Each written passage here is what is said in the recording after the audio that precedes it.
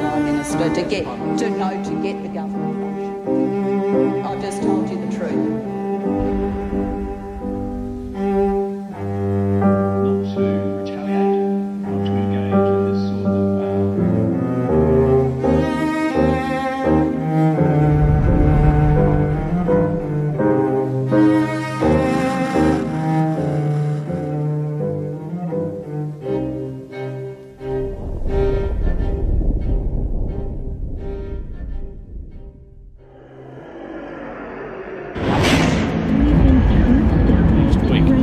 Rudd backers want Mr Beazley to go quietly without it. The current leadership's not cutting through. We will not vote for a party that's eating itself alive. We The last week of Parliament. In politics, they call it the killing season. A showdown in the caucus room is inevitable. To improve the party's position with voters. Are split in this leadership vote. John Howard will win the next election unless... Labour leader Kim Beazley is about to be overthrown.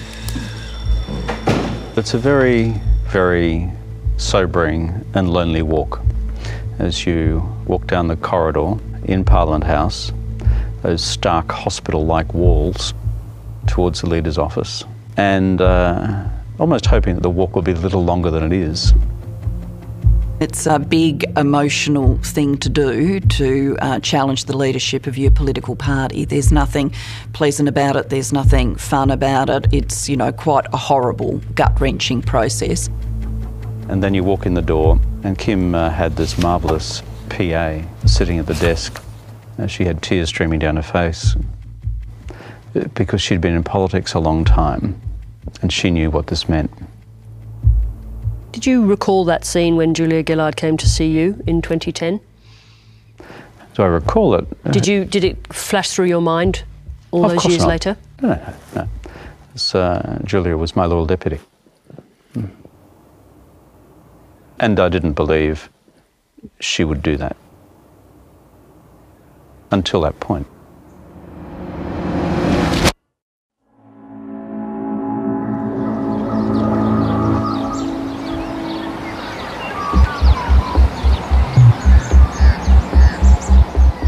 Having announced their intention to challenge, Rudd and Gillard flew to Victoria for a media event in a vineyard outside Melbourne. There'd been months of leadership speculation. Now the two most ambitious Labour politicians of their generation were out in the open. The whiteness, the brightness of the spotlight did strike me very, very strongly. Oh, you got hit in the head then, didn't you? I think what we were both adjusting to was the fact that we were now a duo, the dynamic duo, and that was kind of fun. How do you think Team Gillard and Team Rudd will go on Monday? Well, this is going to be tight. If Mr Rudd isn't successful, would you consider your own tilt for the leadership? Well, we're not contemplating that. We're obviously aiming to win on Monday, and all of our efforts this weekend will be directed at that. Thank you very much. I had the shits big time with what Kevin Rudd and Julia Gillard were then up to. After the 2004 calamity, where the caucus saw fit to install Mark Latham, and Labor lost both houses of Parliament, the Senate and the House of Reps, I thought, you know, fuck this, to be frank about it. I'm sick of it. Greg Combet was very angry with what you and Kevin Rudd were doing. He said that you were destabilising Kim. Is that how a leadership challenge normally works? Yes, you know, it is. I can understand Greg's perspective. He was leading the trade union movement, and the movement was rolling out an incredibly sophisticated campaign about work choices. A clear choice. He thought we were basically on track for a victory. I was more anxious. The momentum was with the challengers. Kim Beazley and his deputy were struggling to hold them back. We had worked very, very hard on the numbers over the weekend, both of us on the phones. Okay, good. Phone calls were flurrying around, people checking on support. Hello? Sure, no problems. All right. Was counting, double counting, rechecking. Yeah, okay. Bye. By Monday, Kevin Rudd had secured enough support to win the leadership. Your voice sounds a little bit croaky. Have you been working overtime? I think if you spend the last 3 days on the telephone non-stop, that's what happens to your voice. As Labor MPs arrived for the vote, few realised that Deputy Leader Jenny Macklin had decided to stand aside. Why did you make that decision? I knew Julia wasn't going to stop. She would continue until she won, and I didn't think that was good for the Labor Party.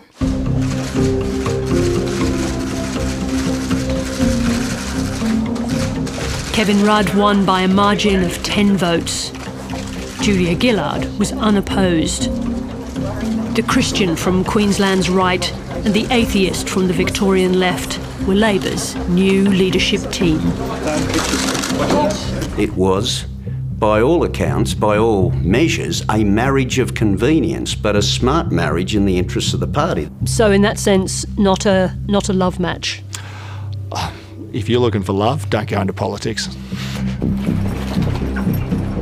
There was no Kirribilli-style agreement between them to guarantee Gillard's succession. I think Julia always wanted to be the leader of the Labor Party. So did Kevin. Thank you. But there was a deal to give Kevin Rudd 2 goes at winning government. Getting us back into government in 2007 was a big ask. We needed to win a lot of seats. So clearly Kevin wanted to know that he would be supported for more than one shot, and I was prepared to say that. From the beginning, they marketed themselves as an inseparable couple, laughing off any suggestion of tension. Have you two ever said a bad word about each other? We've had political disagreements, but we've never had a personal dispute. Imagine you can't stand each other. That's in private, that you bag each other. That's just absolute nonsense. We've never had a crossword or a difficult moment. No backstabbing. Absolutely no backstabbing. Only now is Gillard prepared to talk about bitter disagreements behind the scenes. I was the convener of our Parliamentary Tactics Committee as Manager of Opposition Business. Comes after the following one. Yes. Kevin was always very anxious to, strut his stuff in question time. But I wonder, given the length of that question, whether you just finished. And tactics hadn't gone his way. I'd taken a view about something else forming the issue of the day. And after the tactics meeting broke up, he very physically stepped into my space, and it was quite a bullying encounter. It was a menacing, angry performance. That is utterly false. Utterly, utterly false. Do you recall any angry exchanges with her? Never. Never with Julia. Including on the night that she marches into the office to announce the coup. I said to her repeatedly, but Julia, you're a good person. Why are you doing this? I thought that side of his character, the very, anxious, I must be in the media, I must shine in Parliament today, that side of his character would fall away when he became Labor leader, and there was no more fighting for the spotlight. The spotlight was well and truly on him. The 2007 ALP conference. Kevin Rudd's first chance to talk to the party as leader. My name's Kevin, I'm from Queensland, I'm here to help. He was not from central casting for a Labor leader. Friends. He was from a rural background, an academic, public servant, diplomat. We are approaching today. He was something new. He was something different. While Gillard, the former union lawyer, had deep party roots, Rudd's challenge was to convince the party faithful that he was one of them. Labor values are Australian values. This is what Ben Chifley meant 57 years ago when he talked of Labor and the light on the hill. It's unusual in Labor history that a leader would come through with so little historical engagement with the union movement and without knowing the leaders of the union movement. As someone who'd never grown up in the trade union movement, obviously they viewed me with some suspicion. You don't get from Nambour Public to the Lodge without being a very, very tough operator. And he did it the hard way, quite frankly. He didn't do it with a kind of, with the factional godfather pushing him all the way through. Because he'd been very much an outsider to the organisation, he set about becoming well known to all of the key players across the various groupings in the party. He identifies very methodically the sort of people that he needs to have contact with, what influence they may have, and then works very hard, night and day, to cultivate all of those contacts. He is probably one of the most effective networkers I've ever encountered or seen in operation. Hey, brother. I had an office in the Labor Council building in the national office of the AWU, and you'd often see Kevin walking in and out of level 9 and going to Trades Hall and courting all those power brokers. Labor's power brokers made the hard political calculation that Kevin Rudd was their best chance to beat Liberal Prime Minister John Howard. He'd been enormously successful in Australian politics and seen off so many of my predecessors. And so I had no view at all that we would necessarily win in the election. None at all. That was Rudd's core insight, was that he had to be, forget about being the destroyer of Howard, he had to be the son of Howard. It was to effectively to organise an orderly transition from Howard to Howard's successor, and his name was Kevin Rudd. And it was brilliant.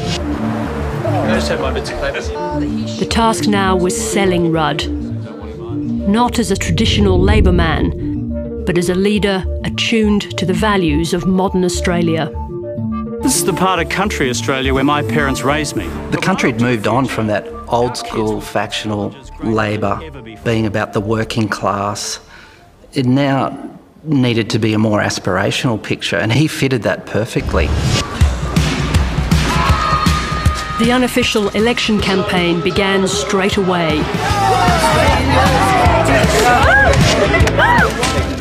Kevin's campaign in 2007 was one of the best I've ever seen. Kevin Rudd!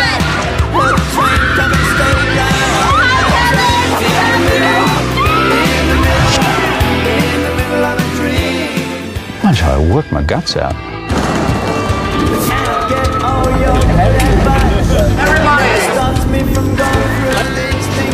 One more please.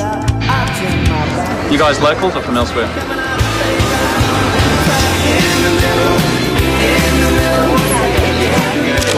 No, I don't like him. You've said it'll be fun playing with John Howard's mind for a while. In the morning, he'd be joking around with Joe Hockey on Sunrise. Evan, how are you? And by night, he'd be talking foreign policy on Late Night. We've got to prevent nuclear weapons proliferation in our own region. To hide. You had somebody who was just completely spanning every aspect of communications in a way that no other politician in the country could. But after the break, one of my favourite things. He was a formidable force, and it was a combination of both his capacity for discipline but also his capacity to broadcast warmth. And it was an incredible skill to watch. What about the polls? You've edged closer to Mr Howard as preferred Prime Minister. You could see the Libs pulling their hair out in anger and frustration that Rudd was getting away with it. 我太太和我们特别喜欢北京，特别喜欢北京的气氛。 He was even immune to scandal, including an old story of a visit to a New York strip club. It made no difference to people at all. It made him more human. So what? This is the toolbox of the 21st century. Kevin Rudd made climate change the symbolic point of difference between the two leaders. Climate change is the great moral challenge of our generation. I believed it then. I believe it now. And it's the truth. That's how I got there. That's a tall bloke. And what made it not boutique at the time was we were in the middle of a really serious drought. We're on the interchange. How are you going? Years of leadership divisions in the party were put aside. Kevin Rudd, if an election was held this week, you would win easily. Good morning, Pete. How are you? You having top of the morning tea? Morning, how are you? Good to see you. To win, Labor still had to convince voters they could manage the economy. And I don't think there had ever been a change of government when there were strong economic conditions. I am an economic conservative. Rudd's economic masterstroke came on the eve of the election. This sort of reckless spending must stop. I think at that moment the Australian public said, actually, I think we could make him Prime Minister. I can say.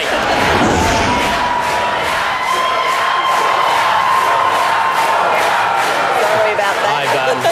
One of our panellists has attracted a bit of attention on the telly room floor. Look, I think I've got to say, this is... We can't yet call her Deputy Prime Minister-elect. Well, I sat at the desk with Kerry O'Brien and with Nick Minchin with this incredible atmosphere just building in the tally room. We need 7.7 off the extrapolation from last time. We're getting... We were looking at the other states and it was very clear the swing was on.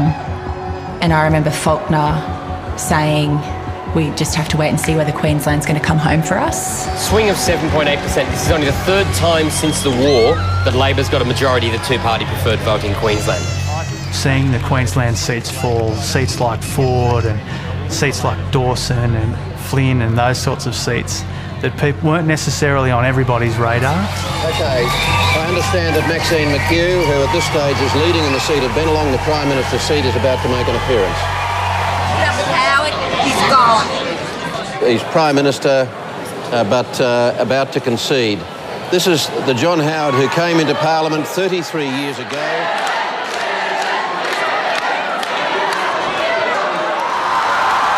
Labor won by 18 seats. 9 in Queensland. Okay, guys.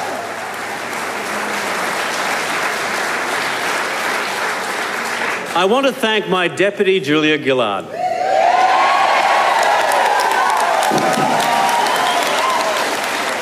She has been fantastic as the deputy leader of the Australian Labor Party. She'll be fantastic as the Deputy Prime Minister of Australia.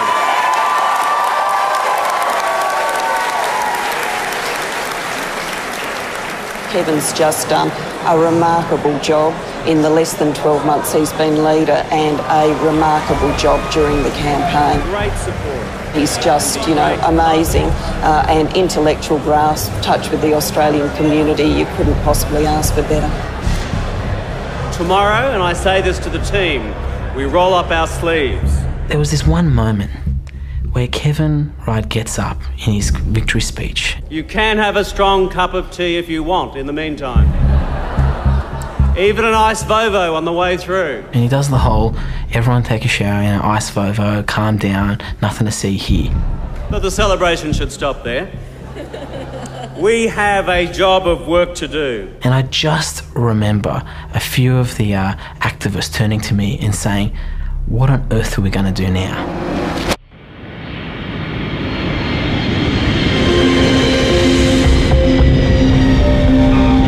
4 days later, the VIP jet touched down at Fairburn Air Force Base. Kevin Rudd and Julia Gillard returned to Canberra as Prime Minister and Deputy. It was looking terrific. We won convincingly, defeated a Prime Minister. Colleagues, the Leader of the Federal Parliamentary Labor Party, Kevin Rudd.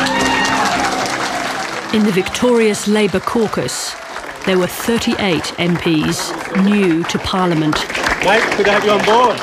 For the first time in 100 years, the leader of the party, not the factions, was given the power to choose his own ministry. The abuse of union-based factional power had gone on for far too long. We're not blind to some political realities, but you couldn't justify having people in significant positions who didn't have the ability. Rudd's choices left some newly arrived factional heavyweights with thwarted ambitions. And that is our mission to the future. Former union leader Bill Shorten was left out of the ministry. lying ahead of us this 3 years. I actually regarded Bill then as one of the hopes of the side. Can I say... The Prime Minister thought he was marginalising Bill Shorten by putting him in the disabilities portfolio. And I salute the efforts... That was a silly approach to take. Why alienate someone who you think is a potential political threat? It's better to keep them closer, in my view. I wasn't swept up with the excitement at all. I was very respectful of him for the energy that he put into campaigning and winning.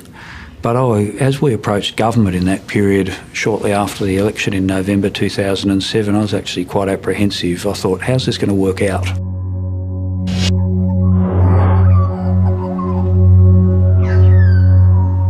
One of Kevin Rudd's key election promises was fulfilled on the first sitting day of the new parliament.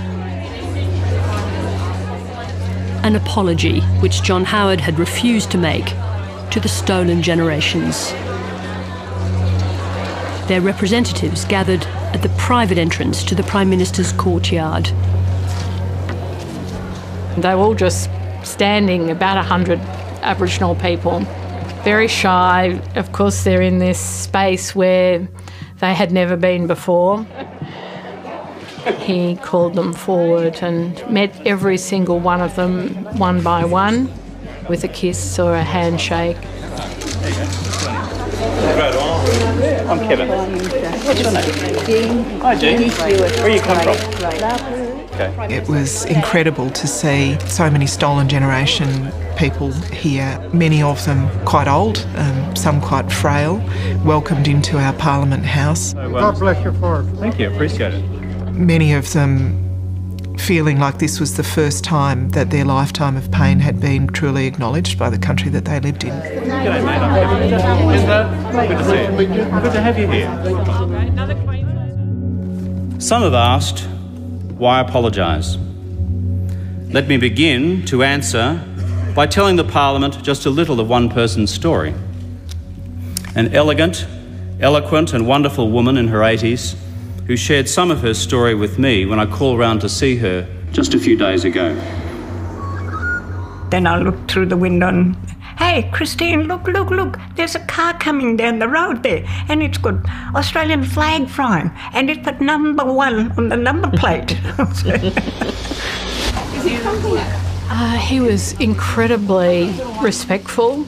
He was very patient. He didn't say very much. He let her talk. Occasionally he'd encourage her. Sometime around 1932, when she was about 4, she remembers the coming of the welfare men. I think he was touched because, all mothers got feelings for their children. And Mum fretted for me to the day she died. Right, she was chasing that truck after when the government came and picked us up and took us away from our Aboriginal families.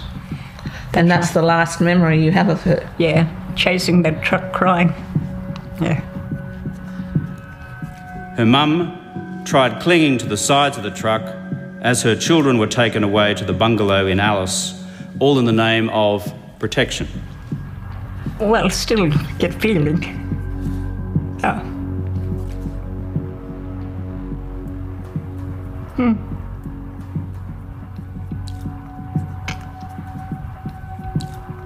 To the stolen generations, I say the following. As Prime Minister of Australia, I am sorry. On behalf of the Government of Australia, I am sorry. On behalf of the Parliament of Australia, I am sorry. And I offer you this apology without qualification.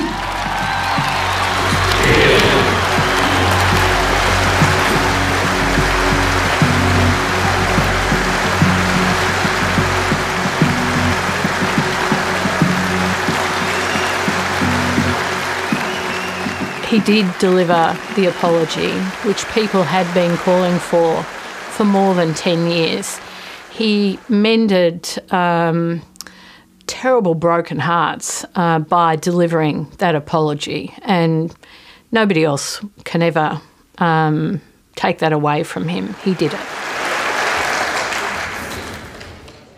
I remember presenting to him not long after the apology. So things were still going exceptionally well there. People's expectations of him were through the roof, and he was aware of that. I remember walking out of Kirribilli House with him and him saying to me, what are we going to do about these expectations? People think I can walk on water, and I can't. Rudd's first big test was coming. The next stop is Wall Street. In early 2008, the gathering storm in the US financial system was beyond the horizon for most Australians. In Canberra, Treasury Secretary Ken Henry took a call from the Prime Minister's office. Then I got a call to go out to Fairbairn and get on the plane. My attitude is that when you're flying, this is work time. The Prime Minister leant across the small table that separated us and said, so tell me, what is the worst thing that can happen? I had no idea what he was talking about. So I asked, well, Prime Minister, in respect of what? Okay, Ken, how is all this going to unfold out of subprime, the subprime crisis in the United States? What is the worst case scenario for us? Well, Prime Minister, the absolute worst case scenario is that it gets to the point where nobody, anywhere in the world, is prepared to lend Australia anything. What did you think about the questions that he was asking? I thought that he was jumping the gun in asking the questions. I didn't think we were at the point where those questions needed to be asked. Number one priority is the stability of our financial system. The troubled Bear Stearns investment moment is the likelihood of more volatility. Could be on the verge of panic. 2 weeks later, one of America's biggest investment banks, Bear Stearns, was rescued on the brink of collapse. Catastrophic the consequences. Biggest challenge confronting financial markets. I've never seen anything like it all my life. We're in challenging times. So it's, okay, who's going to be next?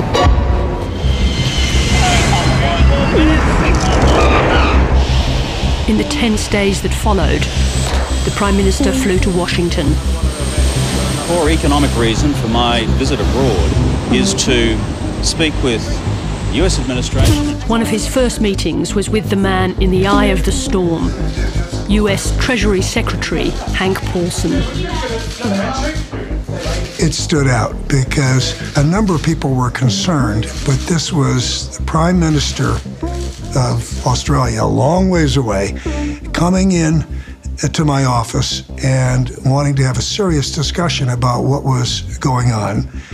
And he understood not just the politics, he understood the economics. Get started. Thank you. Paulson sought to explain to me why they had intervened in the way in which they'd done on Bear Stearns. His prognosis was very, very guarded. I had felt that if Bear Stearns had gone, that the financial system would have collapsed and it would have been economic Armageddon. He knew something that I knew, which was the Australian banks were very dependent upon wholesale funding. And so a collapse of the banking system in the US and Europe would have been very problematic for Australia. It was a worldwide challenge that required round-the-clock attention and with enormous complexity. The global financial crisis became the Prime Minister's raison d'etre for that period. It was very well suited to him and he was very well suited to it.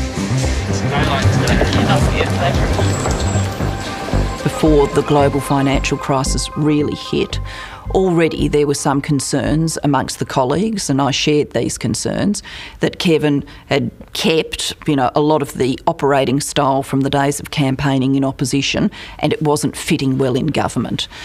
Then the global financial crisis hits, and it's a crisis where centralised command and control style decision-making was called for, and Kevin excelled at it.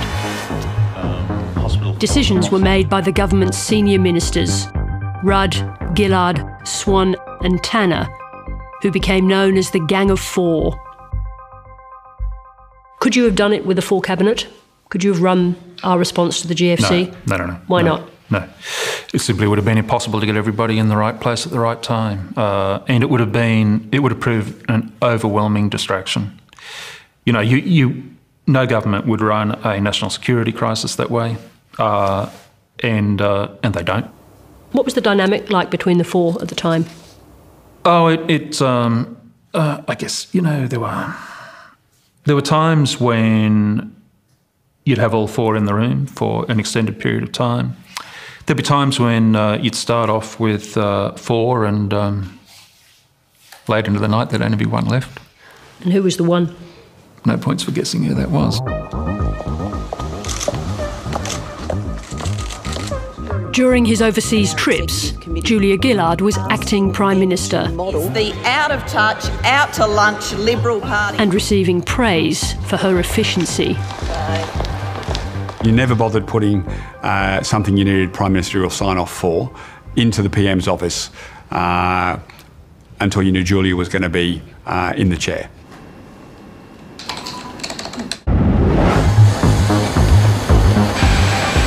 So you were obviously travelling a great deal during this period. How much were you relying on Julia Gillard as your fill-in Prime Minister back home? A lot, because what I wanted to happen longer term was for Julia to replace me as Australia's first female Prime Minister. It sounds a little bit too perfect. There isn't a leader in the world who doesn't feel some irritation at their deputy doing a brilliant job in their absence. No, perfectly relaxed. Just woke up to news of financial disaster. Banks go deeper and deeper and deeper into debt, promising. The financial Armageddon feared since the bailout of Bear Stearns had arrived. Everything you hear from us. To the greed that has driven our market. The fourth largest investment bank in America went bankrupt. Wall Street got us into this mess. With $70 billion in bad assets, there was no rescuer for Lehman Brothers. A disaster years in the making of greed and risky lending in the American housing market finally unravelled. Once in a century type of event. 15th of September, Lehman Brothers goes over and basically the global economy is on the precipice.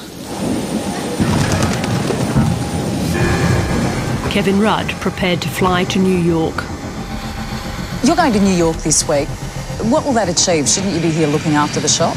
The number one topic for debate among heads of government will be the content of a further global response to the global financial crisis.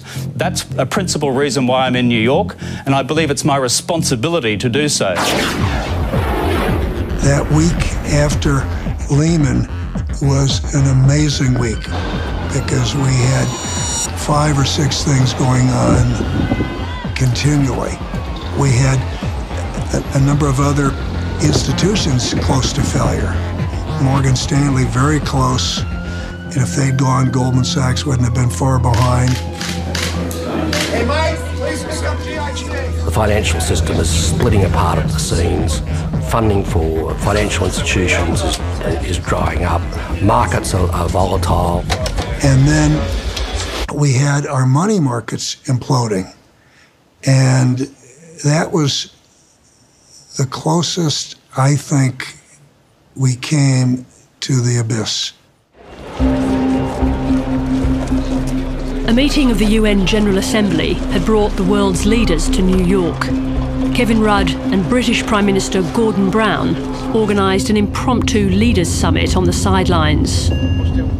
Kevin Rudd was one of the first leaders who realised that we were in a long-term crisis that was quite fundamental, that had ramifications right across the world. The venue that they were able to organise was in the Waldorf Astoria, pretty close to midnight. We had decided that this financial crisis was far deeper than people had imagined it to be, that there had to be coordinated international action to deal with it, and that we would have to set up an organisation that was capable of doing so, which eventually became the G20. You know, Kevin was absolutely central to these discussions. The bottom line is we needed a fully functioning G20 to coordinate the global responses, but also this, for everyone to agree that we're not going to repeat the mistakes of the 30s and whack up trade barriers against each other. Washington, UK Embassy. We all recognise that it was probably the most important meeting that was taking place in New York that week and for many weeks. By the time the Prime Minister returned to Australia days later, another US bank had gone under. Then Congress rejected a $7 trillion bailout. The motion is not adopted. The legislation has failed. The crisis has not gone away. The day that was knocked back in the Congress, you could actually feel the earth shaking. Kevin Rudd put his economics team on a crisis footing. It was very clear to us when Lehman Brothers fell over that all of the planning and all of the discussing that we'd had been doing for some months, all of the wargaming, was going to be necessary. Well, I'll tell you this. I think it is extremely likely that he was better prepared for any of this stuff than any political leader anywhere else in the world.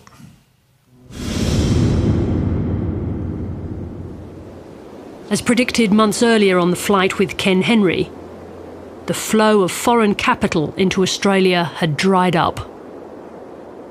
We went for weeks with the Australian banks. They couldn't borrow money from anybody. And if an Australian bank could not roll over its debt, it would have frozen the arteries of the Australian economy overnight. The banks simply unable to get hold of the funds to lend to the Australian household sector to continue with mortgage lending. The Reserve Bank made a deep cut to interest rates. 100 basis points. One of the largest point falls we've seen. Spiralling closer towards a deep global recession. There's a bit of an air of panic about it. We are dealing with extraordinary economic times. Right now experiencing a market crash. Naked fear and panic. DEFCON 1 in the banking system. On the Friday of that week, the ATMs and around the country actually were starting to run out of money. There were stories of senior business people walking out of banks with suitcases full of cash. I don't exaggerate. We're talking a lot of cash. I mean, we're talking millions of dollars. In that moment, you honestly didn't know whether, as rational as it would be, that banks could open their doors and there'd be a run on the banks with, riots and fights in the streets. I mean, all of that seemed heart-stoppingly possible. The Prime Minister convened an urgent weekend meeting in Canberra. It's ricocheting into our banks and therefore our workplaces and into our living rooms and potentially our jobs. So we needed to convey the message to the Australian public that this was just no ordinary weekend. This was a big one. In other words, capital requirements. Wayne Swan joined the meeting by phone from the US.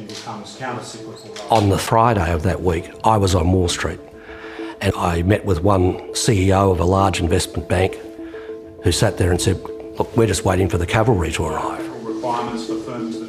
The question in Canberra was whether to offer a government guarantee to Australian banks.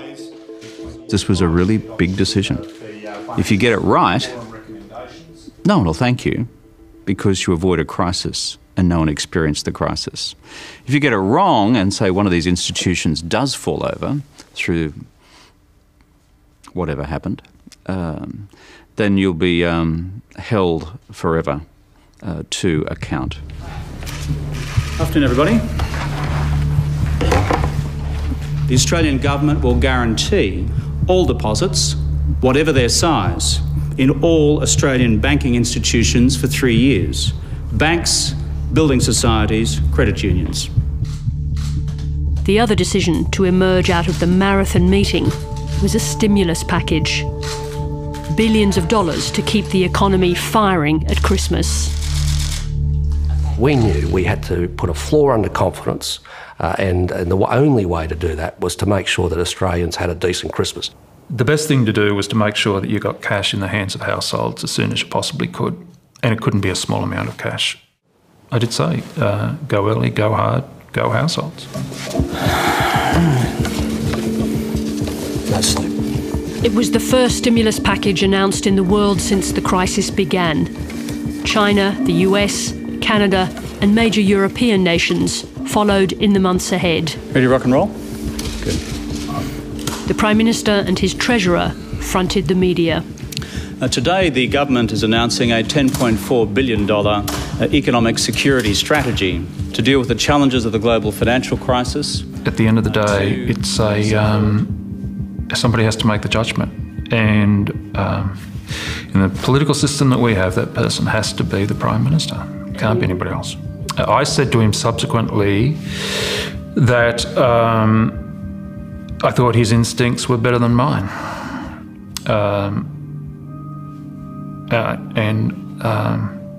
I still think that.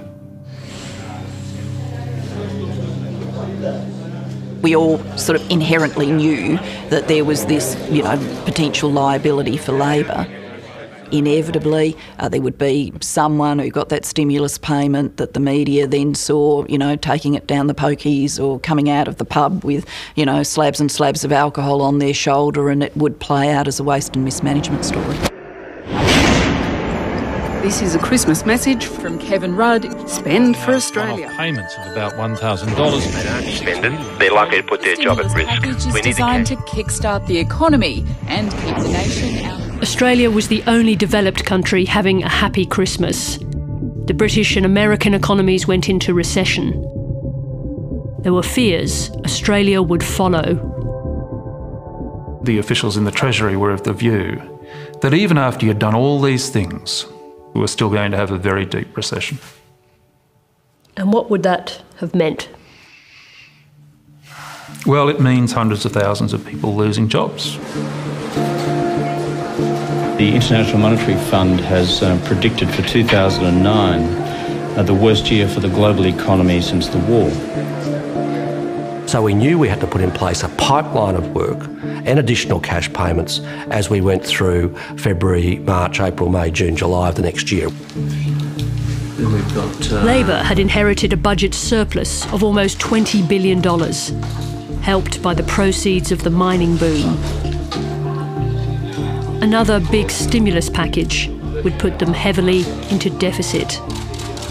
A big moment for a politician who'd labelled himself an economic conservative. And of course, what was in his mind was abundantly clear, well, he made no secret of it, was, so I go down in history as the Prime Minister who's pushed Australia back into budget deficit. Was it particularly difficult for a Labor Prime Minister? Oh yeah, there was no doubt about that. Absolutely no doubt about that. Their predecessors had a budget deficit. It's unremarked. But for this group of ministers, Labor ministers, this was very big. This was very big.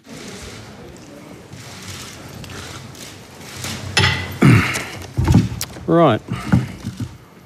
The Government of Australia is today launching an unprecedented $42 billion nation-building and jobs plan to support jobs and to invest in Australia's long-term economic future. On the question of the deficit itself, nobody likes being in deficit, and I don't like being in deficit at all. This is not a question of choice. Nobody will ever know whether it was the right amount or whether a larger amount would have given Australia an even better unemployment outcome, or whether we could have achieved satisfactory economic outcomes with a smaller package. Nobody will ever know. The opposition will vote against this package in the House and in the Senate. The opposition had supported the Christmas cash handouts. Now they dug in their heels. This is the right decision. Yeah. Somebody has to stand up for fiscal discipline. What you have embarked upon today is to vote against the biggest building program in every primary school in the nation. In the electorate of North Sydney, in the electorate of Curtin, in the electorate of Wentworth, throughout Adelaide, throughout Brisbane, throughout Queensland, every state of the country. This is going to be a very long day. Joe Hockey was right. The stimulus debate raged all night. Saturday will be a day of extreme fire. Total fire ban in the entire state. But by morning, news of a more elemental threat facing Victoria was filling the airwaves. We are in almost uncharted territory. Time to implement your personal bushfire plan. Start will spread very quickly, be very hard to contain. By late morning on Saturday, fires were burning across the state. Whereabouts are you, King Lake? King Lake. Yeah. It's just black like a storm cloud, and it's just completely blocked out the sun. Flame everywhere. Trees exploding, gas tanks exploding, buildings on fire. It's very, very, very serious. Most of the town's going up. There will be multiple houses gone, including mine. 173 people were killed.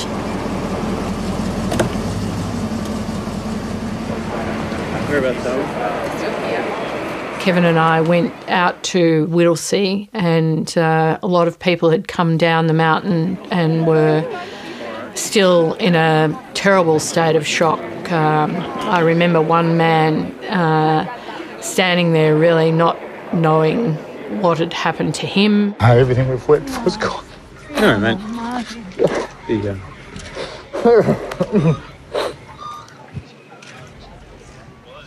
And then for the next, I can't remember how many days, we would go in and out to different parts of the bushfire-affected communities. So I saw it day after day. He met a mother whose husband had been killed, and she had a little boy. And just the way he was with them was so lovely, but as it turned out, sometime later, without anybody knowing, I didn't find out till even after the event, he'd been off to see this mother and the little boy just to offer comfort. We are shaped by our circumstances and by the people who has brought us up. My mother was a woman of natural compassion, and she could not walk by somebody in need without extending not just a kind word but doing something about it. And so you can't grow up in that sort of environment, particularly as she became my sole parent, and not be affected by it. And there's a great line, you know, in the History of Australia by Manning Clark, where he described Deakin, perhaps pejoratively, as a man with a woman's heart. So how do you put those two things together? You know, this reputation that he has for being hard on people and careless of their feelings and their lives, and that person you saw there. People are complex.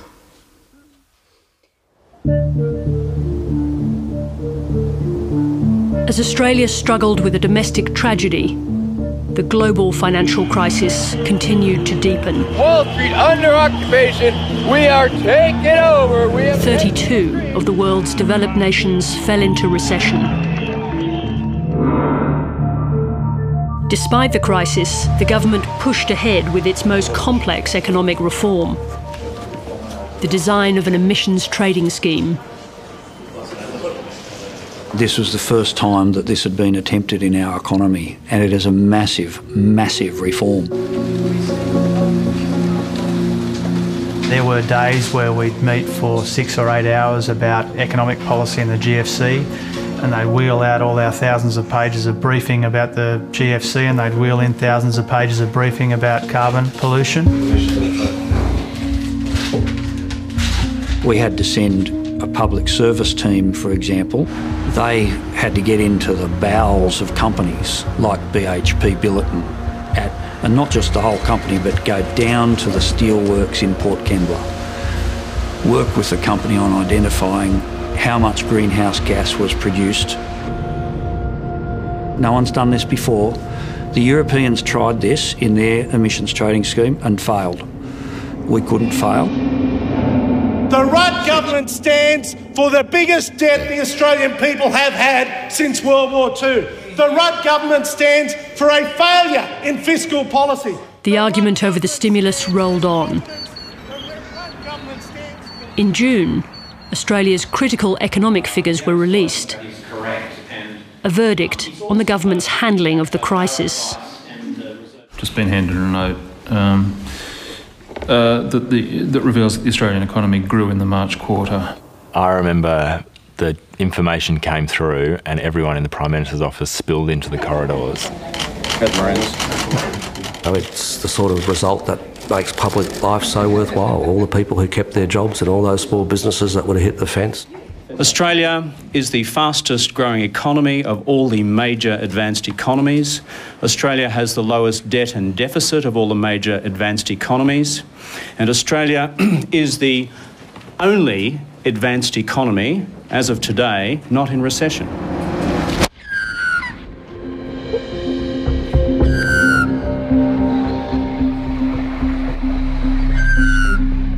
Winter crept over the capital. The Cold War on economic management gave way to a season of scandal and a fatal blunder by the opposition leader. In that hothouse environment of Canberra, people do crazy things. Malcolm Turnbull did a particularly crazy thing. A little-known Treasury official called Godwin Gretsch took centre stage. You're actually squashing everyone here. Yes, I have had representations from the Prime Minister's office and from the Treasurer's office who have simply been seeking to refer dealership cases that they've become aware of. The questions were about Ozcar, a fund set up to rescue car dealerships in the financial crisis. Gretsch claimed the Prime Minister and the Treasurer had sought access to the fund to benefit a mate. The car dealer was Queensland Labor supporter John Grant. And look, when you say approaches, were they by phone calls, emails, letters? How did those approaches? Phone calls and the occasional email. And the Prime Minister's office? How was that? I'm going back from memory. It was mostly emails. The Leader of the Opposition. Has the Prime Minister or his office or anyone on his behalf made representations on behalf of a car dealership owned by or associated with John Grant to Ozcar? Yeah, I just scratched my head and turned around to Treasurer Swan and said, "What the hell's all that about?" I don't understand the concern.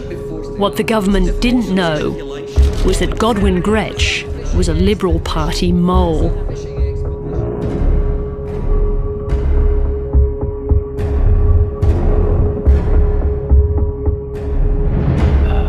I'm a public servant and all of the Prime Minister's senior staff, lots of the kind of senior cabinet ministers in a room watching the proceedings on TV. Now we're at the crunch point as to whether or not there's been representations from the Prime Minister's office, namely one Andrew Charlton to Godwin Gretsch. I think I was having some tea and he said Andrew Charlton, and I think I might have spat that morning tea on the ground. But my recollection is that there was a short email from the PMO to me, which very simply alerted me to the case of John Grant. But I don't have the email.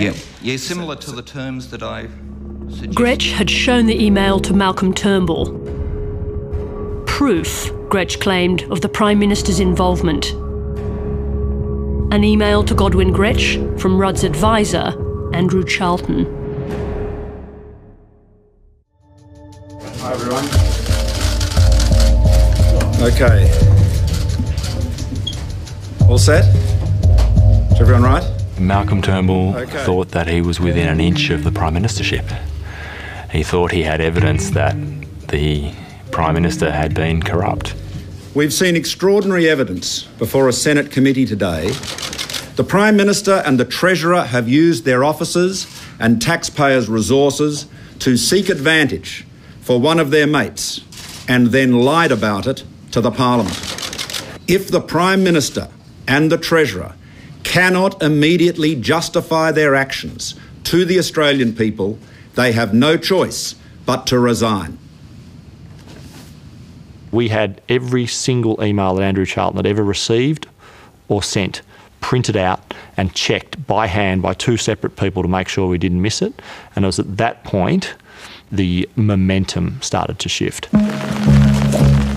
If when Parliament resumes in 24 hours, Mr Turnbull fails to produce this email upon which his entire case against the government is based, for authentication, he has no alternative but to stand in the Parliament, apologise and to resign. On Monday morning, ministers lined up to attack the opposition leader. He is prepared to say anything and do anything to take this chair. It was electric. And how he should resign. You'd had a call by Malcolm Turnbull for the Prime Minister and the Treasurer to resign, and you had rumours about police raids at Goblin Gretsch's home. The prediction of a fake email's been confirmed. And it's a fake. Police Mr Gretsch has been questioned by federal police, who suspect he was involved in the email had been found and that it's a fake. The forged email was discovered on Gretsch's home computer. Turnbull had been deceived, along with everyone else.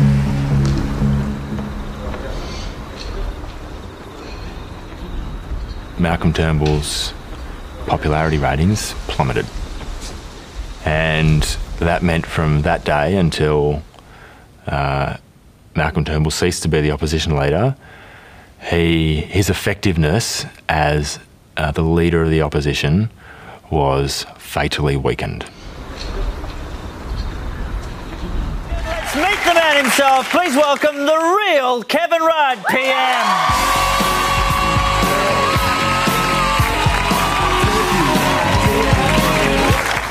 Hey, now I'm looking to get myself a car. You know any good dealers in Queensland?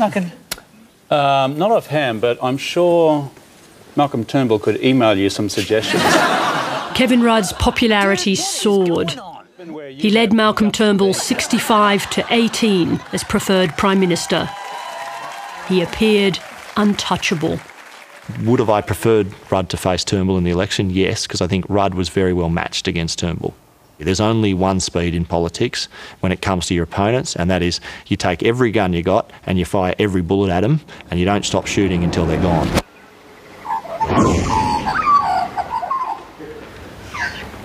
But one decision Rudd made that winter would have far-reaching consequences for his leadership. Your Excellency, I now present Senator Mark Victor Arbib to be an Executive Councillor.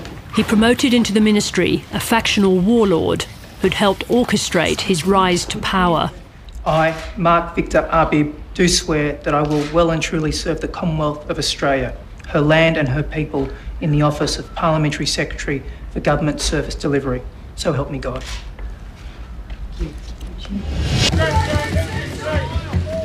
Arbib was given a job working alongside Julia Gillard on the rollout of the stimulus packages.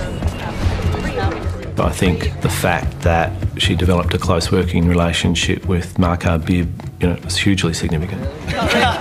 The comfort of working with her and the comfort of the officers working together so closely was hugely significant for a pretty major decision, being someone from the New South Wales right, backing so strongly a woman from Victoria from the left. People would put and did put Mark into the class of being a party functionary and apparatchik who'd come into Parliament. I actually came to see more of him than that. And you've got your really hard question. What you've got to do is ask Mark. How many people are there in the House of Representatives? Well, I'm in the Senate. It's 150. Mark Arbib was a kingmaker from the powerful New South Wales right, the dominant faction behind Kevin Rudd's push for the leadership of the Labor Party. Well, I was the General Secretary of the Labor Party in New South Wales, so yeah, I had a bit of influence in the New South Wales Labor Party. Well, he certainly practised in the dark arts, and I think it's fair to say that he brought New South Wales Labor Party culture with him to the Federal Parliamentary Labor Party, and I don't think that was a great contribution to bring. As of then, I had no cause to distrust Mr Arbib. I had no cause to distrust Julia. I was not to know that they'd become something of an internal cabal within the operation. $2 million for School Hall. A ferocious waste of taxpayers. I've been discovering a whole range of things that they're not happy about. Yeah, look, absolutely. You know, as highlighted by... The government's $14.7 billion school building program was coming under intense scrutiny from the media. Well, what you had was News Limited, in particular The Australian, highlighting issues that were there with the BER program. But we have to put that in perspective. Of the 9,500 projects, less than 3% were the subject of any complaint to the department. Too small to accommodate all of the 300. They're complaining about being ripped off. And there seems to be some rorting going on. We kept trying to sell it, but you couldn't get a positive story up about the building the education revolution for love or money. The stimulus programs were making huge demands across the government. My view at the time was that, and it remains my view, was that there were too many measures. One of the smaller measures, money for roof insulation or pink bats, became the most controversial. I thought it was a useful thing to do, both for stimulus and for the environment. Everyone was under pressure to roll this thing out. Everyone's working overtime. Everyone's working their guts out to make these things work. So mistakes can be made. Yes, they're going to be made. If you're going to hand over $1,600 to an installer to go out to someone's home to install insulation for free for the householder, you've got to at least have the life experience and experience the real economy to say, well, shit, that's open to abuse, isn't it? Mistakes turned to tragedy. Thousands rushed to join the largely unregulated industry. In October and November, 3 men were killed installing roof insulation. Matthew Fuller and 16-year-old Reuben Barnes were electrocuted. Marcus Wilson died of heat exposure. Mitchell Sweeney was electrocuted 2 months later.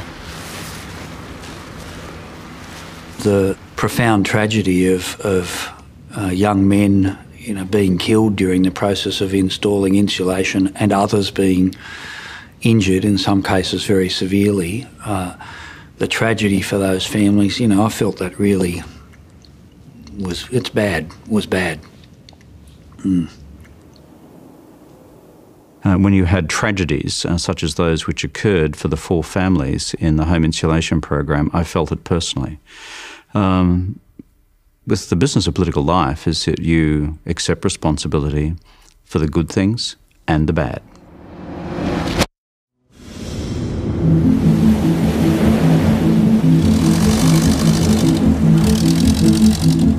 In the government's first year, the issue of asylum seekers was low-key. 7 boats arrived in Australia. But in Rudd's second year, 60 boats arrived, carrying 2,726 people.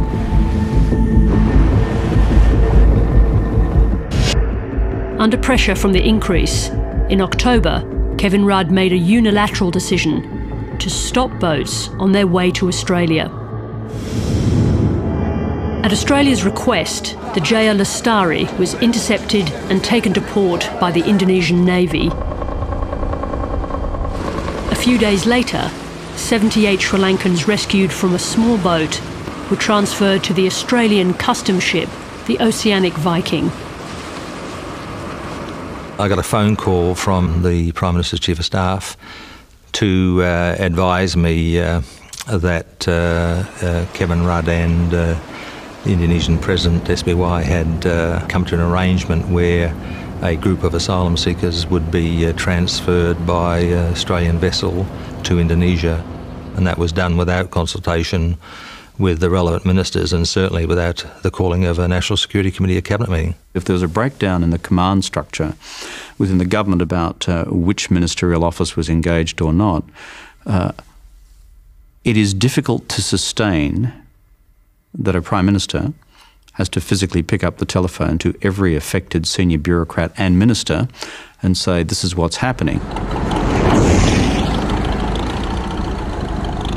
The Oceanic Viking moored off Bintan Island, but the asylum seekers refused to get off. Talks between Canberra and Jakarta have failed to resolve which 11 country days will and take counting. 78 Sri Lankans remain. The government insists it won't bring the Sri Lankans to Australia and won't rule out Viking standoff has entered its second week. The opposition was strongly playing to a loss of control of our borders. Now, there's nothing about this politics that's new, but it was being turbocharged by those nightly images of asylum seekers holding the government, the nation, apparently hostage on a boat that they wouldn't get off. We'd had to bow to both Indonesian sensibilities and to the demands of the asylum seekers. The month-long Oceanic Viking saga is finally over. The remaining 56 Sri Lankan asylum seekers on board have nearly finished disembarking.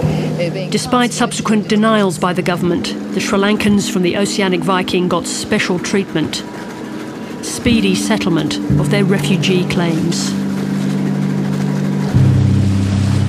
The Oceanic Viking was really important because it was another dot around incompetence and Labor starting to lose control. So you had BER, you had BATS, you had debt escalating, and then you had boats and this Oceanic Viking. It was just another dot that started to create a picture of Labor as not able to run things. Any message for Australia or Kevin Rudd? There's Kevin Rudd a little bit out of control, and everything he's touching isn't seeming to go quite right. More than anything else, the Oceanic Viking told me where our decision-making processes had degenerated to. The broader criticism of Rudd's decision-making style was his continued reliance on the Gang of Four, at the expense of the full cabinet. Coming out of the global financial crisis, and I accept it's very difficult to pick a moment where it's over, but nonetheless, why wasn't the Gang of Four disbanded? The four-person central committee of me, Wayne, Kevin and Lindsay, it wasn't disbanded because, I think in Kevin's view in particular, he preferred to do business that way. That is the most creative reconstruction of a political memory I've ever heard. I remember Julia in particular enjoyed and liked the relative secrecy of that small gathering. I consistently put the view that we needed to move to a more regular decision-making style, and increasingly I discussed that with Wayne Swan because we both knew what it was like to be in the middle of this decision-making chaos. There was no sign publicly of the strains inside the government, but the key relationships were shifting, including Julia Gillard's relationship with Wayne Swan. When I came into Parliament, I didn't know Wayne Swan. I probably had a little bit of a sense that I was a policy person and he was a machine person, which is probably unfair to Wayne. Bit of a hard man, he had that reputation. It was in that period that I started to work more closely with Julia because there was a traffic jam emerging in terms of our policy agenda as we went through the end of 2009.